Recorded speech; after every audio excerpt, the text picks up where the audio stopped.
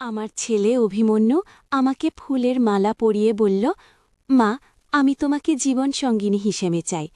আমি হতভম্ব হয়ে গেলাম। কেরালার কুমারকুমে একটি হাউসবোটে বসে আছি। আমার চারপাশে বিস্তৃত ব্যাকওয়াটার, দূরে নারকেল গাছের সারি। এই সুন্দর পরিবেশে এমন এক অদ্ভুত ঘটনা ঘটবে তাকে ভেবেছিলাম। আমার ছেলে অভিমন্যুর বয়স ৪৭ বছর, আমার বয়স ৬৭ বছর। অভিমন্যুর বাবা মারা গিয়েছিলেন ১০ বছর আগে। তারপর থেকে আমরা দুজন একসাথে থাকি, কোচিতে, যেখানে অভিমন্যু একটি আইটি কোম্পানিতে কাজ করে। অভিমন্যু কখনোই বিয়ে করেনি। যখনই আমি তাকে বিয়ে করার কথা বলতাম, সে বলতো, মা, আমি তোমাকে কে দেখবে? আমি বিয়ে করলে তোমাকে একা থাকতে হবে। আমি বলতাম, বাবা, তুমি বিয়ে করো, আমি ঠিক থাকব। কিন্তু সে শুনত না। গত সপ্তাহে অভিমন্যু বলল, মা, চলো বেড়াতে যাই। কুমারকুমে কেরালার এই সুন্দর স্থান আমি কখনো দেখিনি, তাই উৎসাহিত হয়ে রাজি হয়ে গেলাম। আমরা এসেছিলাম একটি হাউসবোট ভাড়া নিয়ে। সারাদিন আমরা ব্যাকওয়াটারে ঘুরে বেড়াতাম, সন্ধ্যায় ডেকে বসে গল্প করতাম। আজ সকালে অভিমন্যু একটি গোলাপের মালা নিয়ে এলো। আমি ভাবলাম হয়তো কোথাও নিয়ে যাবে বেড়াতে, কিন্তু সে আমার গলায় মালাটি পরিয়ে দিয়ে হাঁটুডেটে বসে বলল, মা, আমি তোমাকে জীবনসঙ্গিনী হিসেবে চাই। ও, আমি ভাবতেই পারিনি আমার ছেলে এমন কথা বলবে। আমি শব্দহীন স্তব্ধ হয়ে গেলাম। আমার শরীর কাঁপতে লাগল, চোখে পানি এসে গেল। অভিমন্যু আমার হাত দুটো ধরে বলল, মা, তুমি আমাকে ভুল বোঝো না। আমি তোমাকে নাটকে অভিনয় করার জন্য প্রপোজ করছি। আমি অবাক হয়ে তাকালাম। কি বলছিস তুই? অভিমন্যু হাসতে হাসতে বলল, মা, আমাদের অফিসে একটি নাটক হচ্ছে। আমি সেখানে অভিনয় করব, একজন বৃদ্ধ ছেলে যে তার মাকে জীবনসঙ্গিনী হিসেবে বেছে নেয়া। কি বলছিস তুই? এই কেমন নাটক? আমি চিৎকার করে উঠলাম। অভিমন্যু বলল, মা, শান্ত হও। এটা ঠিক তুমি যা ভাবছ তা নয়।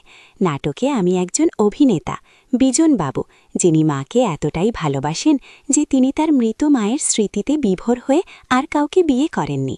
তার মানসিক অবস্থা এমন যে তিনি তার মাকেই বিয়ে করতে চান। সে একজন মানসিক রোগী। ও, আমি স্বস্তির নিঃশ্বাস ফেললাম। তাই বল, আমি তো ভেবেই। আচ্ছা, এই নাটকে আমি কি করব? তুমি আমাকে সাহায্য করবে অভিনয় শিখতে। তুমি আমার মায়ের ভূমিকায় অভিনয় করবে, আর আমি প্র্যাকটিস করব গো। আমি হেসে উঠলাম। এই জন্য এই ড্রামাবাজি? তুই তো আমাকে সোজা বলতে পারতি গো। সে কি আর মজা হতো? তোমার মুখের ভাব দেখার জন্যই এটা করেছি গো। অভিমন্যু হাসতে হাসতে বলল। আমি তাকে একটা ধমক দিলাম, দুষ্ট ছেলে। আমি তো ভেবেই মরে যাচ্ছিলাম।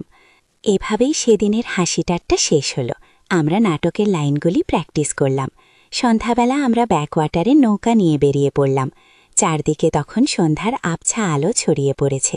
জলের উপর চাঁদের আলো পড়ে চিকচিক করছে। মা, তোমাকে একটা গল্প বলি? অভিমন্যু বলল। কি গল্প? আমি জিজ্ঞেস করলাম। আমাদের পারিবারিক ইতিহাসের একটা গল্প, যা তুমি জানো না। আমি অবাক হয়ে তাকালাম। আমি জানি না? কি গল্প?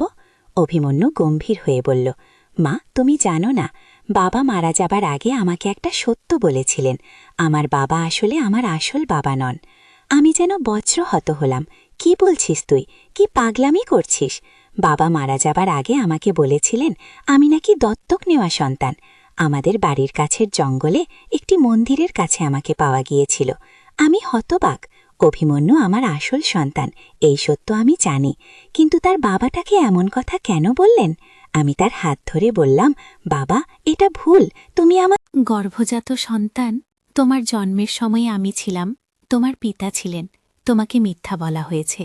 অভিমন্যু বলল, মা, আমি জানি। পরে পরে বাবা আমাকে সত্যটা বলেছিলেন। তিনি আমাকে অনেক গোপন কথা বলেছিলেন, তোমাকে বলেননি, কারণ তিনি চাননি তুমি ভয় পাও। কি গোপন কথা? আমি উদ্বিগ্ন হয়ে জিজ্ঞেস করলাম। অভিমন্যু ধীরে ধীরে বলল, মা, আমাদের পরিবারের সাথে একটা অভিশাপ জড়িত। আমার জন্মের সময় একজন জ্যোতিষী বাবাকে বলেছিলেন যে আমার সন্তান হবে না। যদি আমার সন্তান হয় তবে আমার সাথে তোমার দেখা হবে না আগে। আমি আবার অবাক হলাম। এসব কি বলছিস? তোমার বাবা এসব বিশ্বাস করতেন না। হ্যাঁ, তিনি বিশ্বাস করতেন না, কিন্তু যখন আমি কলেজে যাই তখন থেকে তিনি অদ্ভুত স্বপ্ন দেখতেন। এক রাতে তিনি স্বপ্নে দেখেন একটি অজানা মহিলা আমাকে নিয়ে যাচ্ছে। তারপর থেকে তিনি উদ্বিগ্ন থাকতেন। তোমাকে এসব বলেননি কারণ তিনি চাননি তুমি চিন্তা করো গো। অভিমন্যু, এসব মিথ্যা কথা, তোমার বাবা এসব কখনো বলেননি। অভিমন্যু অবাক হয়ে বলল, তুমি কি করে জানলে? তিনি আমাকে বলেছিলেন যে তিনি তোমাকে এসব বলেননি। আমি দীবতার সাথে বললাম, কারণ আমি তোমার বাবাকে ভালো করে জানি, তিনি এসব অন্ধবিশ্বাসে বিশ্বাস করতেন না। অভিমন্যু গম্ভীর হয়ে বলল, মা, আমি তোমাকে সত্যি কথা বলছি। বাবা আমাকে বলেছিলেন যে আমাদের পরিবারের সাথে একটি পুরনো কাহিনী জড়িত। যেখানে আমরা বাস করি সেই এলাকায় একসময় একটি রাজবাড়ি ছিল। রাজার ছেলে তার মাকে ভালোবেসে ফেলেছিল। রাজা যখন এটা জানতে পারলেন, তিনি তার ছেলেকে অভিশাপ দিলেন যে সে কখনো সুখী হবে না। সেই অভিশাপ নাকি আমাদের পরিবারে বংশানুক্রমে চলে আসছে। আমি রেগে উঠলাম, কি বাজে কথা, তোমার বাবা কখনো এমন কথা বলেননি, তুমি আবার কি ড্রামাবাজি করছো? অভিমন্যু হঠাৎ হেসে উঠল। ধরা পড়ে গেলাম। হ্যাঁ মা, আমি আবার ড্রামাবাজি করছিলাম। আমাদের নাটকের আরেকটি অংশ, এটাও আমাদের নাটকে আছে, একটি পারিবারিক অভিশাপের গল্প। আমি স্বস্তির নিঃশ্বাস ফেললাম। তুমি আমাকে শেষ করে দিচ্ছ অভিমন্যু, আর কোনো ড্রামাবাজি নয়, আমাকে পুরো নাটকটা পড়ে শোনাও। অভিমন্যু বলল, মা ঠিক আছে, আসলে এটা একটা থ্রিলার নাটক, যেখানে গিয়ে এমন সময় হঠাৎ করে আমরা দেখলাম দূরে একটি নৌকা আমাদের দিকে আসছে। দেখে মনে হলো নৌকাটি খালি। কারো সাথে দেখা না করার জন্য আমরা আমাদের নৌকাটিকে একটি ঝোপের পেছনে নিয়ে গেলাম। সেই নৌকাটি আমাদের কাছে এসে থামল। আমরা স্পষ্ট দেখতে পেলাম নৌকায় কেউ নেই। অভিমন্যু আমাকে বলল, মা তুমি এখানে থাকো, আমি নৌকাটি দেখে আসি। আমি বাধা দিতে চাইলাম, কিন্তু সে শুনল না। অভিমন্যু সন্তর্পণে নৌকাটির দিকে এগিয়ে গেল। আমি ভয়ে কাঁপছিলাম। অভিমন্যু নৌকাটির কাছে পৌঁছে দেখল নৌকাটির তলদেশে কিছু একটা আছে। সে ঝুঁকে দেখতে গেল এবং হঠাৎ চিৎকার করে উঠল। কি হয়েছে? আমি ভয়ে চিৎকার করে উঠলাম। অভিমন্যু ফিরে এসে বলল, মা, নৌকাটিতে একটি লাশ আছে। আমি ভয়ে শিউরে উঠলাম। লাশ? আমরা এখনই পুলিশকে খবর দিতে হবে। অভিমন্যু বলল, হ্যাঁ, কিন্তু আমাদের ফোন কাজ করছে না। আমরা হাউসবোটে ফিরে গিয়ে সেখান থেকে খবর দিতে হবে। আমরা দ্রুত হাউসবোটের দিকে ফিরতে লাগলাম। হঠাৎ করে আমরা দেখলাম আরও দুটি নৌকা আমাদের দিকে আসছে। এবার নৌকাগুলিতে লোক ছিল, তারা আমাদের ডাকতে লাগলো। অভিমন্যু আমাকে বলল, মা, মনে হয় এরা স্থানীয় লোক, হয়তো তারা ওই লাশের খোঁজ করছে গিয়ে। নৌকাগুলি আমাদের কাছে এসে পৌঁছালো। তাদের মধ্যে একজন, যিনি বয়স্ক লোক, জিজ্ঞেস করলেন, আপনারা কি ওই নৌকাটি দেখেছেন? আমরা খুঁজে পাচ্ছি না গিয়ে। অভিমন্যু বলল, হ্যাঁ, আমরা দেখেছি, সেখানে একটি লাশ আছে গিয়ে। লোকটি অবাক হয়ে বলল, লাশ? না না, সেখানে কোনো লাশ নেই। আমার ছেলে নৌকাটি নিয়ে গিয়েছিল মাছ ধরতে, সে ফিরে আসেনি। আমরা ভাবছিলাম হয়তো সে নৌকায় ঘুমিয়ে পড়েছে। গিয়ে অভিমন্যু তাদের সেই নৌকার কাছে নিয়ে গেল। আমিও তাদের পেছনে গেলাম। যখন আমরা নৌকার কাছে পৌঁছালাম, দেখলাম সত্যিই সেখানে একটি লাশ নেই, কেবল একটি মাছ ধরার জাল এবং কিছু সরঞ্জাম। বয়স্ক লোকটি বলল, দেখুন, এখানে কোনো লাশ নেই। আপনি কি ঠিকমতো দেখেছেন? অভিমন্যু বিভ্রান্ত হয়ে বলল, কিন্তু আমি স্পষ্ট দেখেছিলাম, হয়তো আমি ভুল দেখেছি। অন্ধকারে হয়তো মাছ ধরার জালটাকে লাশ বলে মনে হয়েছে কি। লোকটি একটু অবাক হয়ে আমাদের দিকে তাকাতে লাগল। তারপর বলল, কোনো সমস্যা নেই, অন্ধকারে এমন ভুল হতে পারে। তবে আপনারা এই সময় ব্যাকওয়াটারে ঘুরছেন কেন? এখানে সন্ধ্যার পর ঘোরাঘুরি করা নিরাপদ নয়। অভিমন্যু বলল, আমরা জানতাম না, আমরা ট্যুরিস্ট। ও বুঝেছি, লোকটি বলল, আপনারা হাউসবোটে ফিরে যান, আমরা আমার ছেলেকে খুঁজে বের করি। আমরা হাউসবোটে ফিরে এলাম। অভিমন্যু চুপচাপ ছিল। আমি জিজ্ঞেস করলাম, তুমি কি সত্যি একটি লাশ দেখেছিলে? অভিমন্যু ধীরে ধীরে বলল, হ্যাঁ মা, আমি স্পষ্ট দেখেছিলাম। এটা মাছ ধরার জাল ছিল না, ওটা একটি লাশ ছিল। আমি স্পষ্ট দেখেছিলাম একটি মানুষের মুখ। আমি শিউরে উঠলাম। তবে এখন সেটা কোথায় গেল আমি জানি না। হয়তো যারা আমাদের সাথে কথা বলছিল তারাই লাশটি সরিয়ে ফেলেছে কি, কিন্তু কেন সেটাই আমি জানি না। কিন্তু আমার মনে হচ্ছে আমরা কোনো বিপদে পড়তে যাচ্ছি গো। আমরা দুজনেই ভয়ে রাত কাটালাম। পরদিন সকালে অভিমন্যু বলল, মা, আমরা আজই ফিরে যাব, এখানে থাকা নিরাপদ নয়। আমি রাজি হলাম। আমরা হাউসবোট থেকে বেরিয়ে ট্যাক্সি নিয়ে শহরের দিকে যেতে শুরু করলাম। পথে অভিমন্যু হঠাৎ করে চাপা গলায় বলল, মা, ওই দেখো ওই লোকটিকে। আমি দেখলাম রাস্তার পাশে সেই বয়স্ক লোকটি দাঁড়িয়ে আছে, যার সাথে আমরা গতরাতে দেখা করেছিলাম। সে আমাদের দিকে তাকিয়ে হাসছিল। অভিমন্যু ড্রাইভারকে বলল, ভাই, গাড়ি একটু জোরে চালান গো। আমরা শহরে পৌঁছে একটি হোটেলে উঠলাম। অভিমন্যু বলল, মা, আমরা আজ রাতে এখানে থাকব, কাল সকালে ফিরে যাব গো। সেদিন সন্ধ্যায় অভিমন্যু বলল, মা, আমি একটু ঘুরে আসি গো। আমি বাধা দিলাম না, একা যাবে না, আমিও যাব গো। অভিমন্যু রাজি হল না। না মা, তুমি হোটেলে থাকো, আমি শীঘ্রই ফিরে আসব গো। অভিমন্যু চলে গেল। আমি হোটেল রুমে একা বসে রইলাম। ঘণ্টার পর ঘণ্টা কেটে গেল, কিন্তু অভিমন্যু ফিরে এলো না। আমি উদ্বিগ্ন হয়ে উঠলাম। অনেকবার তার ফোনে কল করলাম, কিন্তু সে ফোন ধরল না। রাত বাড়তে লাগল। আমি ভয়ে কাঁপছিলাম। হঠাৎ করে দরজায় নক হলো। অভিমন্যু? আমি উৎসাহিত হয়ে দরজার দিকে এগিয়ে গেলাম, কিন্তু দরজা খুলে দেখলাম সেখানে অভিমন্যু নাই। সেই বয়স্ক লোকটি দাঁড়িয়ে আছে। আপনি? আমি ভয়ে পিছিয়ে গেলাম। লোকটি বলল, আপনাকে একটা কথা বলতে এসেছি। আপনার ছেলে অভিমন্যু বিপদে আছে গো। কি বিপদ? তাকে কি হয়েছে? আমি উদ্বিগ্ন হয়ে জিজ্ঞেস করলাম। সে আপনাকে খুঁজছে গো। কি বলছেন আপনি? সে তো আমাকে এখানে রেখে গেছে গি। লোকটি রহস্যময় হাসি দিয়ে বলল, না, আপনি জানেন না। আপনার ছেলে আপনাকে খুঁজছে কি। আপনি কি বলতে চাইছেন? অভিমন্যু কোথায়? সে ফিরে এসেছে, যেখান থেকে এসেছিল। আমি শিউরে উঠলাম। আপনি কি বলতে চাইছেন? স্পষ্ট করে বলুন। লোকটি আমার কাছে এগিয়ে এলো। আপনি কি জানেন না, অভিমন্যু আপনার আসল ছেলে নয়, সে আমার ছেলে গো। আমি হতবাক হয়ে গেলাম। কি? আপনি পাগল হয়ে গেছেন? অভিমন্যু আমার সন্তান, আমি তাকে জন্ম দিয়েছি গো। না, আপনি ভুল করছে। আমার ছেলে 30 বছর আগে নিখোঁজ হয়েছিল। সে তখন 17 বছরের ছেলে ছিল। তারপর আমরা তাকে খুঁজে পাইনি, কিন্তু আজ আমি তাকে চিনতে পেরেছি। সে আমার ছেলে গো। এটা অসম্ভব। অভিমন্যু আমার ছেলে। আপনি মিথ্যে বলছেন গো। লোকটি কিছু বলার আগেই হোটেলের দরজায় জোরে নক হলো। আমি দরজা খুললাম আর দেখলাম এক পুলিশ অফিসার দাঁড়িয়ে আছেন। আপনি কি অভিমন্যুর মা? অফিসার জিজ্ঞেস করলেন।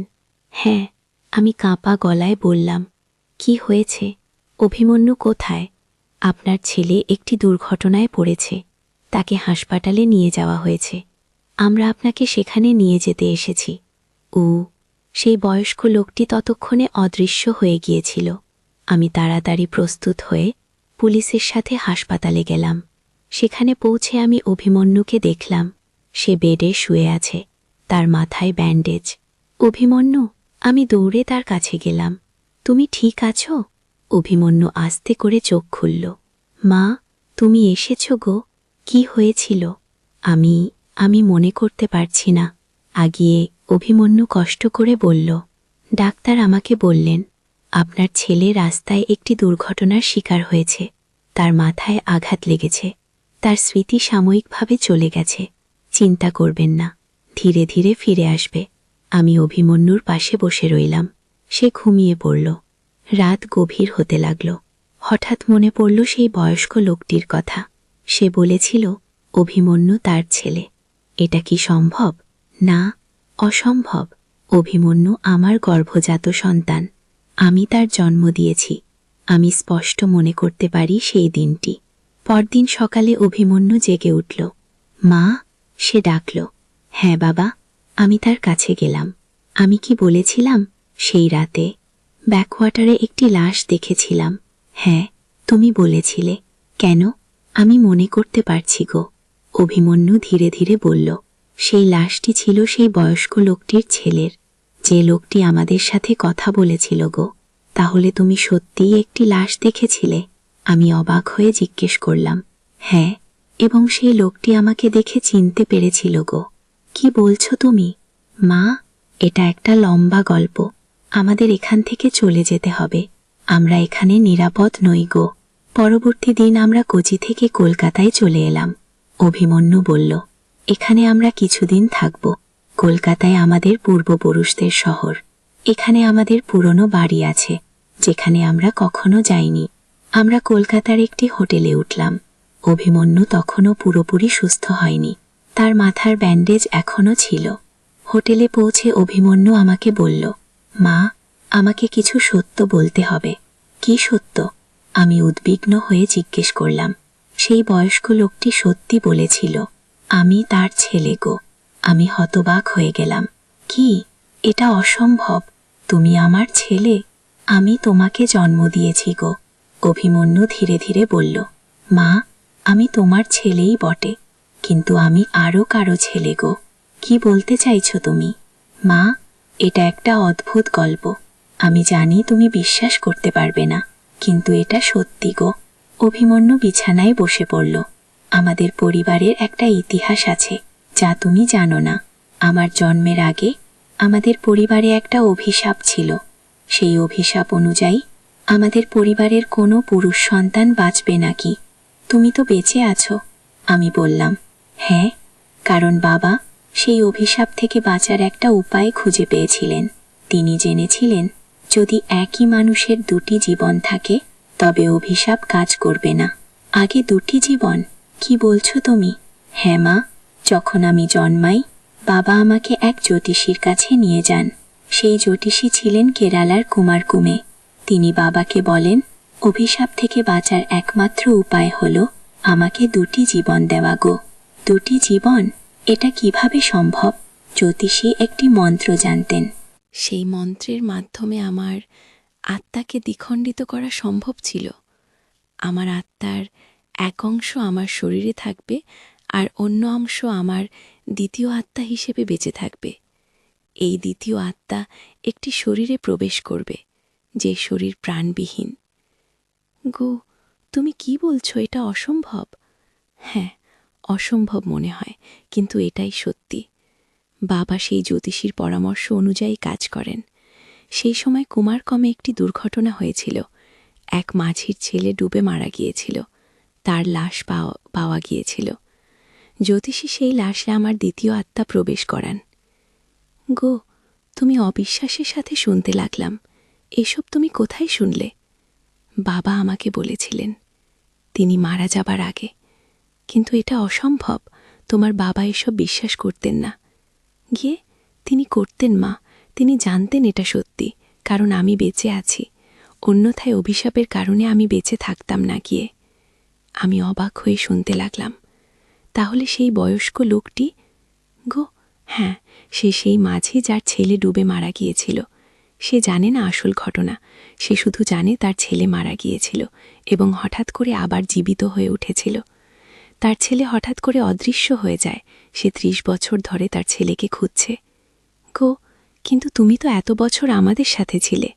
হ্যাঁ, আমার শরীর তোমাদের সাথে ছিল, কিন্তু আমার দ্বিতীয় আত্মা ছিল কেরালায়, অন্য একটি শরীরে। সেই শরীর ছিল সেই মাঝির ছেলের। সে বেঁচে ছিল, কিন্তু কেউ তাকে দেখেনি। সে লুকিয়ে থাকত। তাহলে যে লাশ তুমি দেখেছিলে? হ্যাঁ, সেটা ছিল আমার দ্বিতীয় আত্মার শরীর, সেই মাঝির ছেলের লাশ। সেই রাতে সে মারা গিয়েছিল এবং সেই মুহূর্তে আমার দ্বিতীয় আত্মা আমার শরীরে ফিরে এসেছিল। কিন্তু এটা কিভাবে সম্ভব? আমি জানি না মা। আমি শুধু জানি এটা সত্যি। আমি অনুভব করেছিলাম, যেই মুহূর্তে আমি সেই লাশ দেখেছিলাম, আমি অনুভব করেছিলাম কিছু একটা আমার ভিতরে প্রবেশ করেছে। আমি অনুভব করেছিলাম আমি পূর্ণ হয়েছি। গো, তুমি পূর্ণ হয়েছ? কি বলতে চাইছ? মা, আমি তোমাকে আরও একটা কথা বলিনি। সারা জীবন আমি অনুভব করেছি আমার ভিতরে কিছু একটা অসম্পূর্ণ আছে। আমি কখনো পূর্ণতা অনুভব করিনি, কিন্তু সেই রাতে যখন আমি সেই লাশ দেখলাম, আমি হঠাৎ করে অনুভব করলাম আমি সম্পূর্ণ হয়েছি। আমি অবাক হয়ে শুনতে লাগলাম। তাহলে সেই বয়স্ক লোকটি তোমাকে চিনতে পেরেছিল, কারণ তুমি তার ছেলের মতো দেখতে। না মা, সে আমাকে চিনতে পেরেছিল কারণ আমি তার ছেলে। আমার দ্বিতীয় আত্মা তার ছেলের শরীরে বেঁচে ছিল। সেই শরীর মারা গেছে এবং আমার দ্বিতীয় আত্মা আমার শরীরে ফিরে এসেছিল।